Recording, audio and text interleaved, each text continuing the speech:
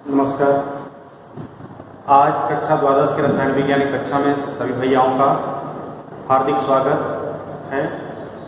आज हम लोग चैप्टर पी ब्लॉक का 18 ग्रुप एलिमेंट्स के बारे में पढ़ेंगे, अर्थात chemistry of 18 group elements.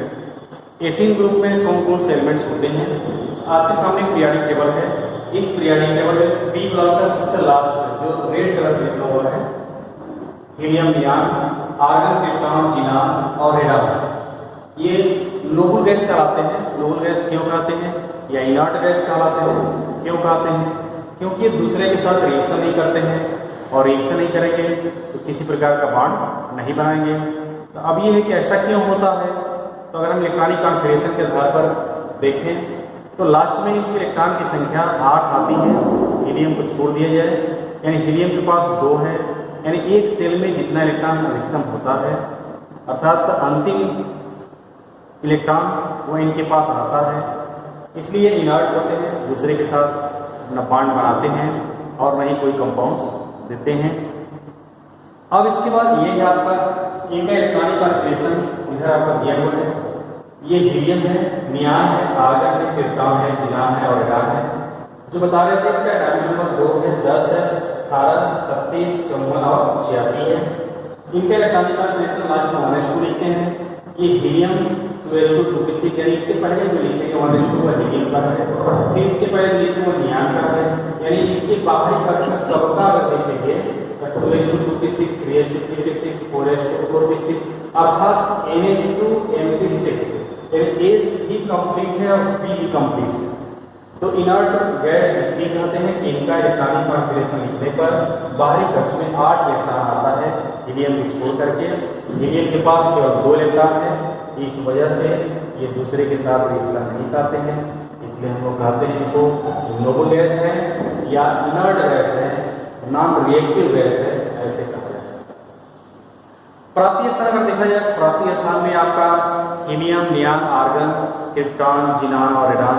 Radon आपके रेडियो एक्टिव एलिमेंट्स हैं, लेकिन ये जितनी भी गैसेज हैं बाकी वो गैस स्टेट में होती हैं और वायुमंडल में अलग अलग रेशियो में पाई जाती हैं।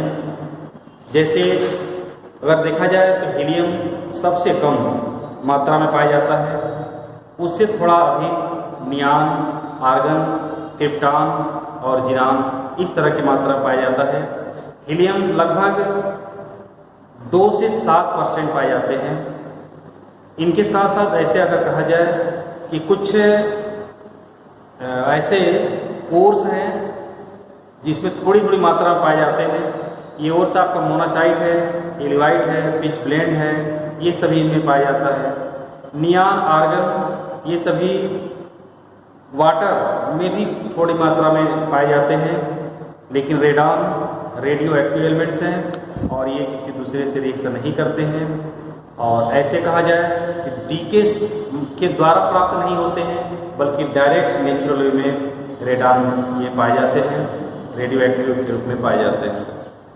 अब दूसरी बात ये है कि इनकी बॉइलिंग पॉइंट्स अलग अलग होती हैं। अब बॉइलिंग पॉइंट्स अलग अलग होंगे तो इनको सेपरेट करना बहुत आसान होता है। तो कैसे सेपरेट किया जा सकता है तो इसको आपको बताया जा सकता है।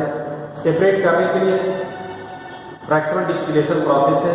फ्रैक्शनल डिस्टिलेशन प्रोसेस से सभी गैसों को जो helium, नियान, argon, krypton, xenon, radon है उनको अलग कर सकते हैं। दूसरा आता है इसका कि जैसे हम लोग कहते हैं फिजिकल प्रॉपर्टी क्रम में, तो जो और बाकी ग्रुप में देते हैं कि एटॉमिक और आयनिक ऊपर से नीचे आते हैं, बढ़ता है, इलेक्ट्रोनेगेटिविटी घटता है, इलेक्ट्रोपॉजिटिविटी बढ़ती है, आयनेशन पोटेंशियल घटती है, इलेक्ट्रॉन अफिनिटी घटती है, बॉइलिंग पॉइंट्स घटता है। लेकिन हीलियम एक्सेप्शनली अगर देखा जाए तो कहते हैं कि सबसे लोएस्ट बॉइलिंग पॉइंट्स वाला अगर कोई गैस है तो वह आपका हीलियम है। और ये हीलियम इनर्ट गैस के रूप में होता है। इनकी लिक्विफैक्शन इतना आसान नहीं है, जल्दी लिक्विफाइड नहीं होते हैं। वाटर में कह सकते हैं कि सॉल्युबल होता है। क्यों सॉल्युबल होता है? इसलिए कि वाटर भी डाइपोल है और यह भी जो आपने उसमें स्टेट्स ऑफ मैटर में 11th में पढ़ा था, डिस्पर्सन फोर्सेज या लंदन फोर्सेज या ऐसे कहते हैं इंड्यूस्ड डाइपोल, ये भी कहा जा सकता है। तो लगभग नेचर वाटर के साथ मिलता है, इसलिए वाटर में ये सॉल्युबल होता है। और भी अगर प्रॉपर्टी देखा जाए तो जितने भी नोबल गैसेज हैं वो कलरलेस होता है, ऑर्डरलेस होता है, टेस्टलेस होता है, मोनो एटॉमिक होता है। मोनो एटॉमिक का जिक्र मैं पहले ही कर चुका हूँ। कभी ऐसा नहीं होता कि दो एटम एक साथ मिल करके और डाई एटॉमिक बनावे, ऐसा नहीं है। ये जितने भी गैसेज हैं वो फ्री होते हैं, दूसरे के साथ रिएक्शन नहीं करते हैं और वाटर में स्पायरेबली सॉल्युबल होते हैं। केमिकल प्रॉपर्टी के क्रम में देखा जाए तो एक हिस्ट्री या एक प्रयोग में बता रहा हूँ। देखिए, अभी मैंने बताया कि केमिकल प्रॉपर्टी अर्थात किसी के साथ रिएक्शन, ऐसा नहीं, नॉन रिएक्टिव गैसेज है, किसी के साथ रिएक्शन नहीं करते हैं। लेकिन एक साइंटिस्ट है नील बर्ट लेट, इन 1962 में एक प्रयोग उनके दिमाग में आया। कैसा प्रयोग? तो एक कंपाउंड्स बनाए प्लेटिनम हेक्साफ्लोराइड। ये टोटली इलेक्ट्रोनेगेटिव नेचर का था, प्लेटिनम हेक्साफ्लोराइड। तो उसने क्या किया कि O2 मॉलिक्यूल इसको लिया, O2 मॉलिक्यूल लिया और O2 मॉलिक्यूल का इनके साथ रिएक्शन कराया। जब ये रिएक्शन कराया तो देखा कि प्लेटिनम हेक्साफ्लोराइड के साथ ये कंपाउंड्स बना रहा है, लाल रंग का रेड कलर के कंपाउंड्स बना रहा है, जिसका नाम है हेक्साफ्लोरोप्लेटिनेट, ऑक्सीजनील हेक्साफ्लोरोप्लेटिनेट फिफ्थ। ये कंपाउंड्स बना रहा है। तो अब चूंकि ऑक्सीजन मॉलिक्यूल का 1175 किलो जूल आयनेशन पोटेंशियल इनकी होती है। तो जब इनकी आयनेशन पोटेंशियल इतनी है और इनके साथ रिएक्शन कर लेते हैं तो आप देखेंगे इसमें जो जीनान है आपका, जीनान का आयनेशन पोटेंशियल 1170 है। तो यानी कि जब 1175 का रिएक्शन कर सकता है तो फिर जो जीनान है जिनका आयनेशन पोटेंशियल 1170 है उसके साथ क्यों नहीं कर सकता है? तो उन्होंने जीनान का रिएक्शन कराया प्लेटिनम हेक्साफ्लोराइड के साथ, ये कंपाउंड्स बना दिया जिनाइल हेक्साफ्लोरोप्लेटिनेट फिफ्थ कंपाउंड्स। अब उनके दिमाग में बात आ गई कि जीनान भी कंपाउंड्स बना सकता है। अब तरह तरह का प्रयोग करना इन्होंने शुरू कर दिया। क्या प्रयोग किया? तो जीनान के और अदर कंपाउंड्स जैसे फ्लोरीन, जानते हैं सबसे मोर इलेक्ट्रोनेगेटिव होता है, उनके साथ रिएक्शन करा करके xenon difluoride, xenon tetrafluoride, xenon hexafluoride, फिर ऑक्सीजन को उसमें जोड़ा तो xenon oxy difluoride, xenon oxy tetrafluoride, xenon oxy hexafluoride, xenon oxide को भी बनाने का प्रयास उन्होंने किया, जीनान सेपरेट करने का भी काम उन्होंने किया। तो इस तरह से धीरे धीरे चल करके जीनान के बहुत से कंपाउंड्स मिल गए। अब ये जो जीनान के कंपाउंड्स मिले, इनके अब ये हुआ कि बाकी जो कंपाउंड्स हमने खोज डाला है तो ये सभी एलिमेंट्स का कोई न कोई स्ट्रक्चर होता है। तो क्या इनका भी कोई स्ट्रक्चर होगा? हाँ, होता है। कैसे बताएंगे? तो वही स्ट्रक्चर के लिए दो प्रोसेस आपने पढ़ा है, एक वेस्पर थ्योरी पढ़ा है और दूसरा आपने हाइब्रिडाइजेशन पढ़ा है। अगर हाइब्रिडाइजेशन आपको पता है तो तुरंत उसका शेप आप बता सकते हैं। जैसे sp हाइब्रिडेशन है तो शेप लीनियर होगा, sp2 है तो ट्राइगोनल होगा, 3 है sp2 अगर है तो ट्राइगोनल होगा, sp3 है टेट्राल होगा, sp3d है ट्राइगोनल बाइपिरामिडल होगा, sp3d2 है ऑक्टाहेड्रल होगा। ये मैंने आप जानते हैं पहले से। तो उस तरह से इनका भी हम बता सकते हैं इनकी कौन सा हाइब्रिडेशन हो रहा है। तो देखिए बता रहा हूँ, एक फार्मूला आप पढ़ें HCl2, ये x = a से +1/2 g - t + -e। ये फार्मूला बताए थे। x = ये जीनान के बारे में आपको पता करना है कि किस हाइब्रिडेशन स्टेट में है। तो ये सराउंडिंग एटम कहलाता है। इनको छोड़ करके इनकी संख्या कितनी है? 2 है। इसके बाद ये बटा 2 है। ये जीनान किस ग्रुप का है? तो ये अर्थात इनके बारे में इसमें कहा की संख्या कितनी है? 8 है। और इनकी वैलेंसी कितनी है? 0 है। इनके ऊपर चार्ज कुछ नहीं है। जब चार्ज कुछ नहीं है क्या होगा? 0 होगा। HCl2 पर कोई चार्ज नहीं होता है। हाँ, ये है कि जो बैलेंस यहाँ लिखते हैं वह सराउंडिंग आइटम का होना चाहिए, जिनान की जो वैलेंसी है वो 0 है, लेकिन फ्लोरीन तो -1 होता है, सबको पता है। 2 फ्लोरीन है, यहाँ पर ये 2 हो जाएगा। अब ये आपका यानी x इक्वल टू 2 प्लस 1/2, 8 माइनस 2 कितना होगा 6 होगा, 2 3 जा 6 हो गया, यानी x equal to 2 plus 3 equal to 5। यानी जब x इक्वल टू बताओ आपको 2 आता है तो लीनियर होता है, इस तरह से 3 आता है तो ट्राइगोनल होता है, उसी तरह से 4 आता है टेट्राहेड्रल होता है, और 5 आता है तो ट्राइगोनल बाई पिरामिडल होता है। ठीक है, ट्राइगोनल बाई पिरामिडल होता है। तो इस तरह से ये जो शेप है आपका XeF2, इसमें जो हाइब्रिडेशन होता है वो sp3d होता है, और उसमें शेप होना चाहिए trigonal bipyramidal according to mathematics. लेकिन इनके साथ लोन पेयर ऑफ इलेक्ट्रॉन 3 होते हैं, इनके बाहरी कक्ष में 8 इलेक्ट्रॉन है, 2 इलेक्ट्रॉन फ्लोरीन के साथ मिलकर के शेयर करता है, लेकिन 3 pair of electrons are remains बच जाता है। इस वजह से डिस्टार्टेड बोलते हैं, डिस्टार्टेड ट्राइगोनल बाई पिरामिडल।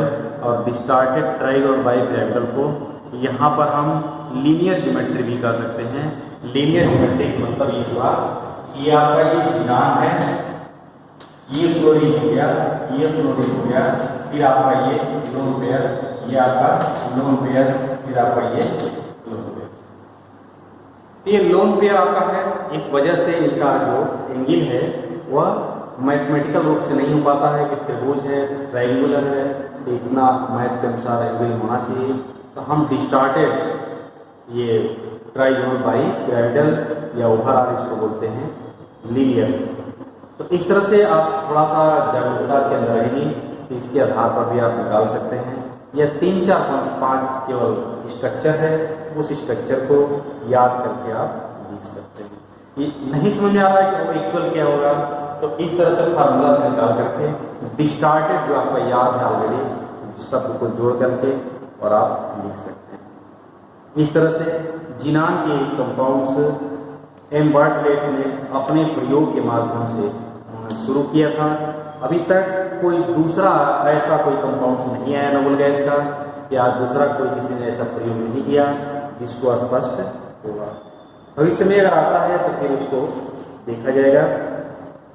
दूसरी बात यह है कि हीलियम जो होता है वह गोताखोर इसका उपयोग क्यों करते हैं। हीलियम का यूज गोताखोर करते हैं, ऐसा क्यों? गोताखोर मतलब समुद्र में जो नीचे गहराई तक जाते हैं वह ऐसा क्यों करते हैं?